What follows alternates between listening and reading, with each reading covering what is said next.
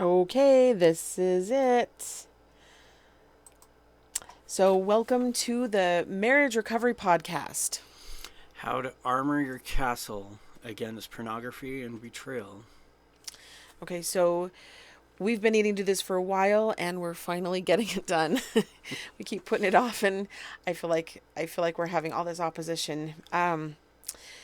So the purpose of our podcast today is we want to be able to help other couples out there that are going through what we went through to find hope, healing, spiritual strength after betrayal and trauma. And we couldn't find help for us out there. Um, we wanted to find something that would work for both the betrayal trauma I was working through as well as his addiction, and I wanted something that kind of had it all in one, and we couldn't find it, so we kind of had to work through and create it together. So we wanted to share with you our story today. We were able to find things that helped me. We were able to find stuff that helped her. To a point, most of the stuff I did find was like, leave the schmuck and become an empowered woman and, get Yeah. over your healing and your betrayal. And that's kind of what it was. And what I found a lot was don't tell her anything. Tell her as minimal as possible to let her know that you're dealing with it and just keep moving forward. Today we are sharing that raw story of how we nearly lost it all and how God used that pain to set us on a whole new path. Yeah. So, um, first of all, I wanted to start a coaching business. I just wanted to start a therapy program, and I had gone to school for psychology and addiction counseling, and I loved what I was learning. Um, I wanted to coach versus do traditional therapy though, because I've really loved the model that feels more like it's moving you out of the pity party and into more healthy techniques of getting out of it and moving into a better mindset and what now and how to move your life forward. And so I really wanted to do some sort of a coaching program, and I knew that family had a big part of that, and I wanted to work with improving family home and life and getting everybody on board. I just didn't feel like it was clicking with what I wanted to do. I knew I wanted to do something maybe with decluttering and feng shui, and I had a whole bunch of ideas that I was going around and I felt good about it, but I didn't feel solid. I didn't feel that that was, yes, this is it. And so I was praying for clarity, and I asked Bob to give me a blessing about it. And, we're members of the Church of Jesus Christ of Latter-day Saints, and that is a really big part of our life. Um, and it really is the basis for everything that we believe. We believe that we are divine children of God, and that He is our Father, and that we are put on this earth to experience basically an education in in the hard knocks, and experience things in the body and gain a family, and ultimately um, find our Savior Jesus Christ and be able to use His atonement to heal and come back to the Father, and to get home where we came from, because we believe that we lived before we came, and that we probably even planned out our world and our mortal existence and what that was going to look like and some of our challenges. And we feel that in this instance we may have very well picked a lot of the stuff that we've gone through, even this hard thing that we experienced. But um Meanwhile, I was struggling with pornography for years and I'd wanted to quit. The shame kind of leads you to want to do that. Um, so I would for a while and it wouldn't stick and I'd fall back into it and I'd quit again and fall back and quit again and fall back. I was really trying to do it alone and I was not including Heather in that decision to quit. And it got so bad that I even started chatting with people. yeah, that was very devastating. um and again, I discovered it first back in 2008. I think I was pregnant with Serena, our third daughter, and um it was again the most devastating thing that I'd ever gone through, and I'd been through a lot. I've been through a lot of extreme trauma. So, which you'll catch on another video. yeah, we'll go into that later. But this was the worst pain. I mean, this is the love of my life. This is my safe place, my safe person.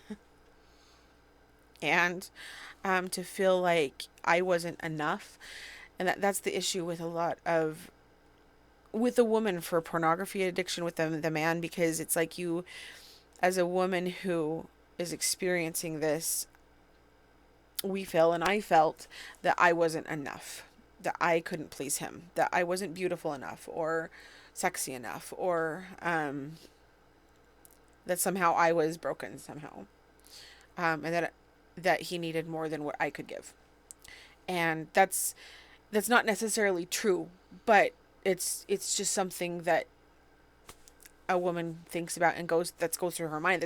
It's just inevitable. It's just what happens. So it was really difficult when I would ask him years later, and I had this feeling. And the interesting thing with me too is I would have dreams that he was either dating other women, or that we weren't really connected, and like I would see him like in my dream, like we had dated before and been together before, but now he was with somebody else. And I was like, "Hey, I'm over here. What happened? Where are you?" And all these dreams just kept going through my mind for years and years. And I would tell Bob about it, but he didn't. He's whatever. Um, but when I asked him, when I did find out that it was an issue, I would ask him later, and most often he just says, "Oh, I'm good. I'm not dealing with that now. It's not a thing anymore. Don't worry about it." Um, he didn't want to hurt my feelings, but um, you know, there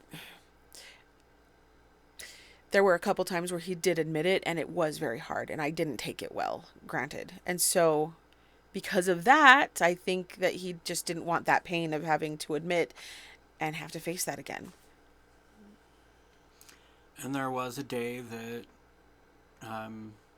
in one of my chats, that I had an awakening and thought, oh God, what have I done? And I wanted to tell Heather, but she was preparing for doing a presentation at an energy conference. Yeah.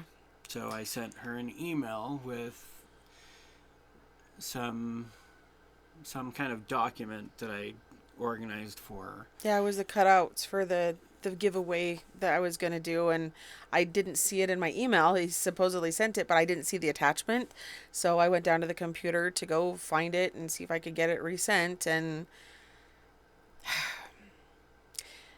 so, interesting thing, I feel like the Lord had been communicating with me for a while about this. And I actually had watched a podcast only a few weeks before, in which it was on Latter Day Lights, and another podcast that I really love listening to. And one of the guys on that episode was explaining his story, and how, as a truck driver, he kind of was on the road a lot and ended up into different types of pornography, but he would also email women and stuff, and he ended up having a full-on affair. But in that, it was the weirdest thing, where I knew somehow it was like literally inspiration, that I knew that Bob was back into this, and he was doing this, and he was most likely emailing people. And I'm like, no, it was the weirdest thing, because I've gotten promptings before, but they were usually about good things, and so it was usually a wonderful, warm, positive thing. But this was not a happy thing to experience. And so when you're getting a prompting about something that you don't want to be talking about or experiencing about or feeling, it's like, it's a conflict, because I'm feeling this warmth and comfort from the Lord, and yet this wrenching pain of this can't be true, but it is. Anyhow, as I was going toward his computer, I had that once again, and that absolute confirmation, are you ready to see it now? And so I knew it would be a thing. And so I looked through emails trying to find a thing, and found emails of people that had been trying to contact him for money, but with a promise to be his mistress and whatever. It went on, and then I found more things that were just uncomfortable, and it was devastating, absolutely horrible. Um, and yes, he was pushing it off, but the conversations had gone on for months, and there were hundreds of them, and it was not a good experience for me. So she came up and woke me up. I do work graves, and so I was asleep at the time. And she woke me up and asked who so and so was, and I fully admitted everything. Well, you had to. I saw it, but yeah. But we knew at that point. At that point, I wasn't wanting to hide anything anymore. Yeah. And before, I had always told her to not tell people, to find someone that she could tell because she needed to talk, but I didn't want it out to the world. The shame was too high. And this time, I'm like, I don't care who you tell. That was huge. Because before, I had my cousin, who was my best friend, and she was the only one that I really had talked to about this. And I wanted really badly to get help and to talk to somebody, um, because this was my trauma. But he was again dealing with a lot of the shame, and of course he went and talked to the bishop, and I talked to the bishop, and they would ask me how I was doing, of course, but it was more him. He mostly went in and had his visits, and I just kind of suffered in silence and didn't know what to do. So this time it was, and yes, I know he admitted, but I was ready to just tell everybody anyway at this point. And I just like, I was ready ultimately for a separation. I'm like, if I have tools now, I've not only gone to school for addiction counseling, but I had gone through a certification that enabled us to be able to work through addictions and allergies. And I knew that this was something that had worked for us for other things in our life.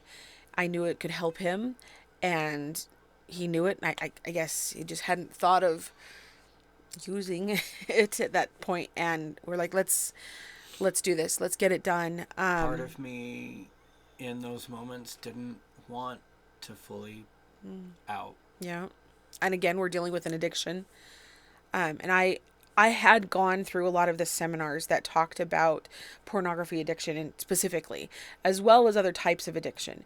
But the way that it works, it really is legitimately like a heroin addiction. And it does take over and hijack the brain.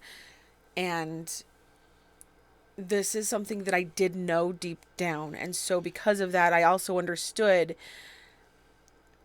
deep down that we're not just dealing with poor choices, we're dealing with literally a chemical reaction in the body that is seeking dopamine, and a response that is trying to seek out some sort of a relief from buffering from something. And I got that. That didn't make it any easier, of course, knowing that, but in a way it did help me at least hold on and recognize, okay, we're dealing with a sickness right now. We need intervention. And so as much as I was also thinking of separating at that point, I also I needed help with my own feelings, of being able to work through this and know that Bob could get help. And so luckily, because of the conference, it's a healing conference, so I was able to talk to a bunch of my colleagues and my friends, some of my closest friends, my very good, I almost feel like she's a mother in proxy, Sherry. She came and helped me and explained through her own story that she had gone through with her husband. And we know that this is a huge problem. This isn't just a few people. We're talking 80%, I hear, of people have struggled to some degree with pornography, especially in in the church that we go to. That's the statistic that I have heard over and over and over again. And if that's the case, that's 8 out of 10 people. And you take a look at a class, and that's what we're dealing with.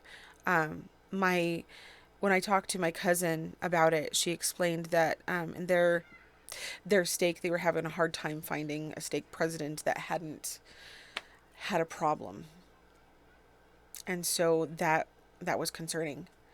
Um, but I'd lost trust. I didn't know if this was possible. Like how I had friends who had gone through this before, and they'd gotten divorced because it had gotten to a point where the husband did not want to quit, or it was no longer possible. And I was really scared that that was the road we were headed towards. Um, and I didn't want to see that happen.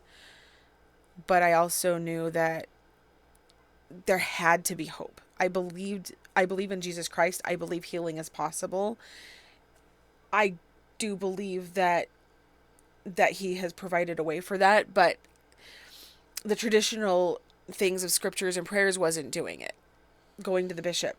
No, a lot of that was I didn't want fully out. True. That decision to truly quit and to stay out Yeah. had not been made. There was still that pull that wanted me back in, and I wasn't ready to give it up. But at this point, I did have that awakening, the oh God, what have I done moment, that I did want out. And that provided hope for me, and even hope for Heather. And he did start working like hardcore. So we have a process that kind of goes through where that addiction and where the buffering is coming from to begin with, and it includes understanding your internal emotional issues and those things that are enabling you to keep the addiction and inhibiting you from progress and from healing. And it's a very long process. He was struggling with the ability to fully get into it and release a lot of the processing and the energies that are going on. And he called me to ask for help because I was holding on to a lot of pain too, and we needed to get through that. So tune in next time. We will explain how we got through this. Yep. Today we just wanted to be raw and open and say this is where we came from and how we struggled. Yeah. But thanks for watching, and yeah. we'll see you next time. Okay.